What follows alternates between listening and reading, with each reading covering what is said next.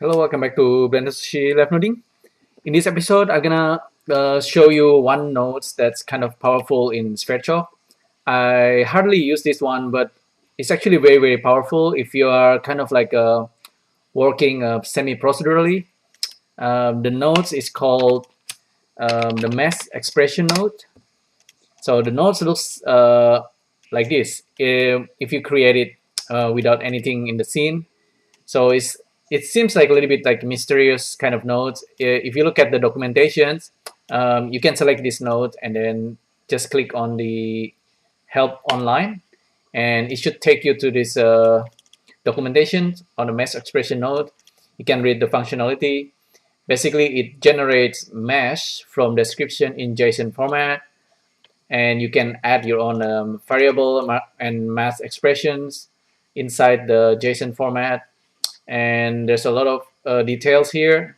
I encourage you to have a look at it. But I want to show you how I might actually use this node. For example, let's say we are importing an obj.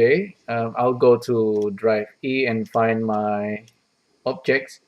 So I got this Happy Buddha. So this one is one of the Stanford free 3D scan model that's often used. So originally the scan is really high. I already reduced this guy, so it's a little bit smaller. So we have this mesh, and in the 3D scenes, we have one object, Happy. We can actually simply bring this guy in, simply select this node and select this guy, and then from selections, we're gonna grab this guy, and then Sverchok actually will create this setup by default. This one actually one example where you can modify the mesh after you bring it into Sverchok. This mesh expression, once you actually click from selections, it will kind of take a snapshot of the mesh, and it will generate all these kind of mesh data. It comes with the vertices and then the faces and the edges data, everything actually. So basically, I can simply delete this guy. I don't need this guy anymore. I can just simply delete it. And so these guys, and there's a text object here, mesh expression. I could basically let me change this a little bit. I think it should be level list 2. It was 1. It's always level 1 by default, but sometimes you need it at level 2. So you can see that it seems to be doing something to this Happy Buddha. So there's orientations is a little bit wrong. It's gonna work from this angle. Okay, seems to be this collection of nodes kind of moving the Buddha in a, just move it in the z-axis of some sort. That's because of this guy right here. So that's one example from Sverchok. This is actually by default. This is probably not what you want, but you might be able to do. You might want to do this anyway at some point. But what's really interesting is that if you look at here, I'm gonna save this. This is like the Happy Buddha, I call it. If we observe this, what's going on? So this mesh expression now kind of pointing into this text, of course, that contains all the data. We don't have anything in the 3D scene anymore. We can always bake the Buddha, just bake it, and we get a new mesh, like so. This one, the blue color one, is still being processed inside Sverchok. You can save the blend, and then you can also keep this text. As long as you keep this text object and load it inside Sverchok, it will work. You can have another mesh expression node and simply grab this text that actually contains the whole data, all the data of the Buddha, Happy Buddha. So I can hide this guy right here. So where's the Happy Buddha? It should be somewhere here. There we go, the blue color one. If we always need to, like, if we need to center into the view, we can click on this guy. It's gonna center it, and we can zoom in. Okay, so we have the Buddha, and we can do anything with this guy if we like just like normally, like when we are sourcing an objects. So we have like line objects, plug into this guy, and this is the matrix. Let's say we have 5 line points, and we use it as the transform matrix for the Buddha. We're gonna have 5 generations of the Buddha. So yeah, mass expression is actually very, very powerful. So that's one way you can use this mass expression, but this is not all. Okay, by the way, if you want to rotate this guy, you look at these rotations. It's a, if I want to rotate it in X, for example, I can just use 1, 0, 0, and then here I can rotate it 90 degrees. Now the Buddha is standing. So that's the, if we are using another mass expression node and just source the text. So the data is becoming the text. You can send this text to someone else, and this contains everything. You can also source Susan head this way, or any kind of mesh that you like. So that's pretty cool. And let me select this guy, and we don't need it. We can delete that, and this is now kind of error out. Let's delete everything. We should still see the Buddha here. Sometimes this this thing causes an error. Okay, select it. Maybe this guy needs to be resourced. Okay, that's interesting. But basically what happened is that, let me try a different mesh, and let me try using just a line. Okay, I'm gonna merge this guy. This is gonna be line with a couple of points. Line with a couple of points, and I'm gonna select one of them, just this guy right here, 1 point. I'm gonna go to object mode and get from selections. Now I should be able to see this line objects. The line doesn't have faces, so I need to pipe in the edges there. So this should actually give me something. Okay, there you go. So I have this line that I can now delete this guy, but I'm just gonna I just gonna keep this guy for now. And we have this range float, and we can cut that. But you see what's going on? The points that I'm selecting while holding this mesh and then kind of source it into mass expression is actually, I can easily modify that particular points, because it's taking the snapshot of this mesh, while at the same time, if you look at it, here in the data, you can see there's 1 point here being selected.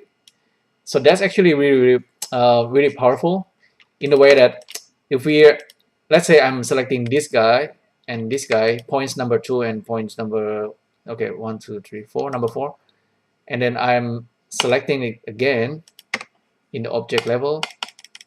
So now you can see it's marked as being selected inside this text, this JSON format. So that's mean they are being marked, and we can actually kind of modify them. So what's really going on is that underneath this guy makes a mass expression. Whenever it finds selected, it's gonna mark it as true. We can check it out using the stethoscope app, stethoscope node, and you can see false, false, true, false, true. Okay, this is like index 0, 1, 2, 3, 4. That's mean the first and the second. Okay, the second and then the fourth points is being selected. I think that's what it's doing. Let me use fewer index. Actually, maybe I didn't check the index properly. Okay, 0, 1, 2, 3, 4. So that's the index number 0, 1, 2, 3, 4. That means we are selecting 0, 1, 2, 3, 4. So this is number 4 and number 2, something like that. But anyway, we are like marking 2 different points. So they are selected, and once they are selected, we can actually do anything with it. We can randomize it and do things. Let's say if I'm using random number or random vector, and I just give it 2 and plug this into this move, I can basically randomize those 2 points. To make it more obvious, I'm gonna make the points really big and give it a different color. So look at those 2, 1 and 2 that's being selected. I can kind of modify it. So I can actually always, normally I think it's a good idea to keep the mesh that we take a snapshot of. This like it's become like intermediate object. We can always kind of have multiple mesh expression node.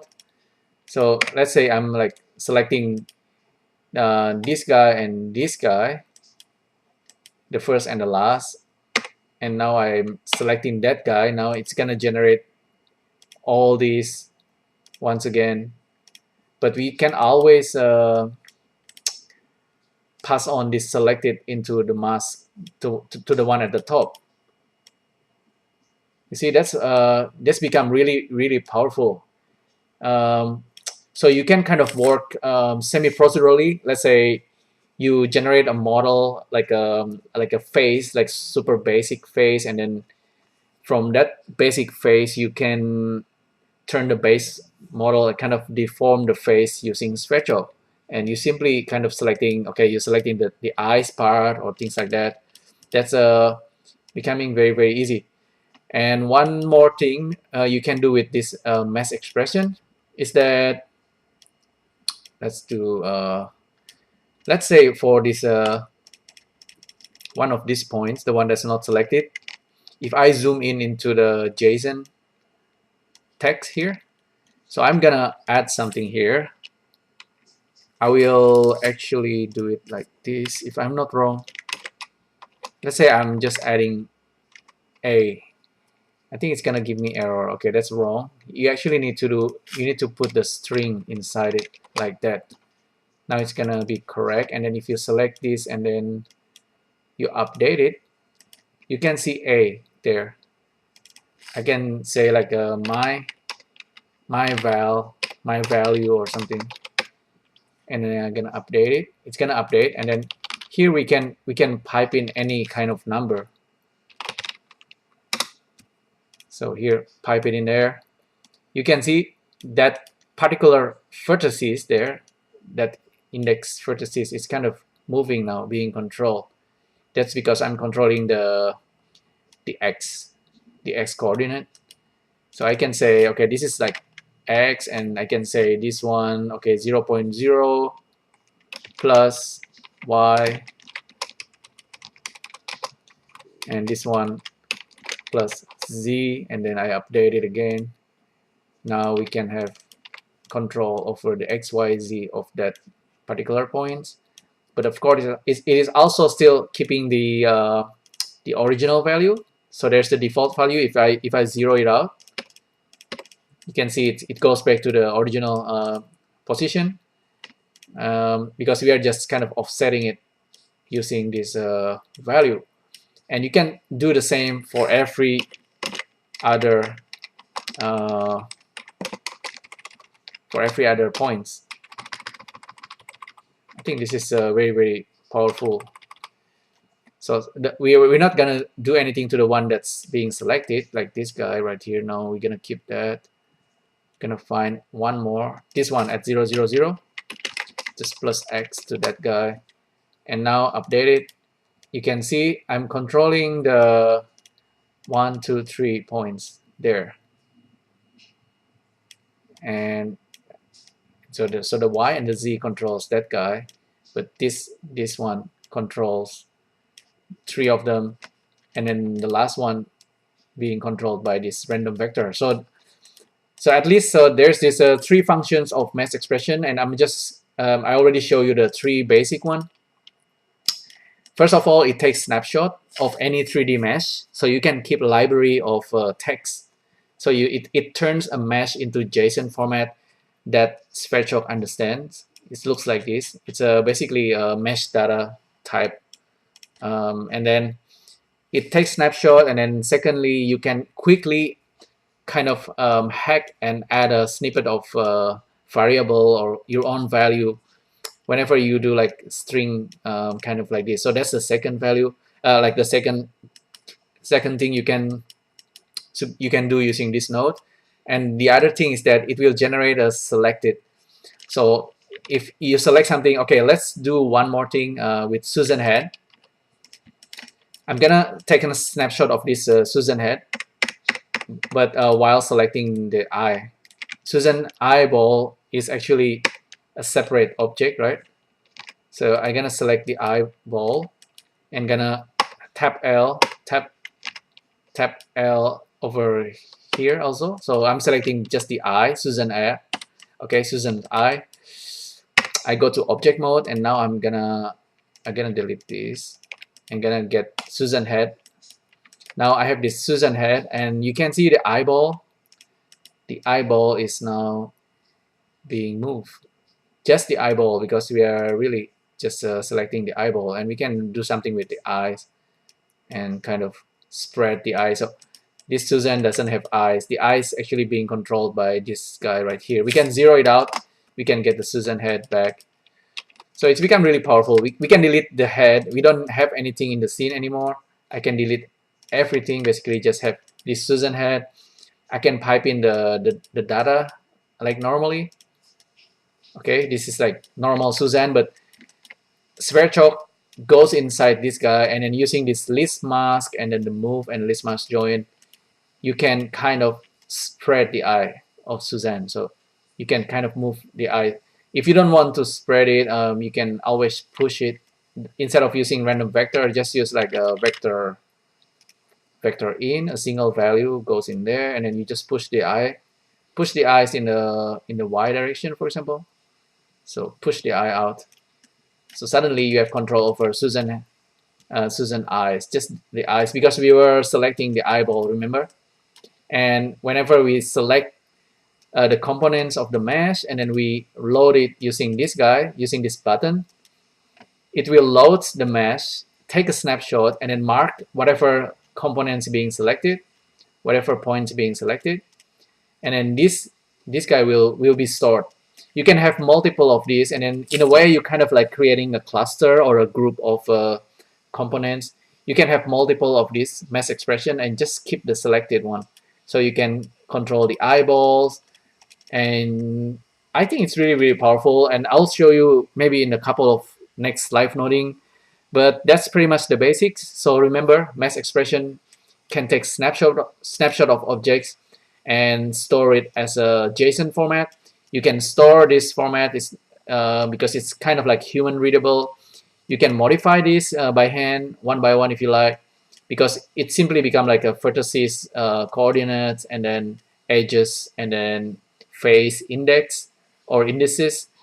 And you can also add your own variables if you like, and then you can also mask it, keep the whatever cluster group components of points that you are selecting. Okay, so that's pretty much it for this live noding. It's a quick look at this mesh expression node. Hopefully this is handy and useful for you. Let me know what you think. If you have any question, I try to answer it.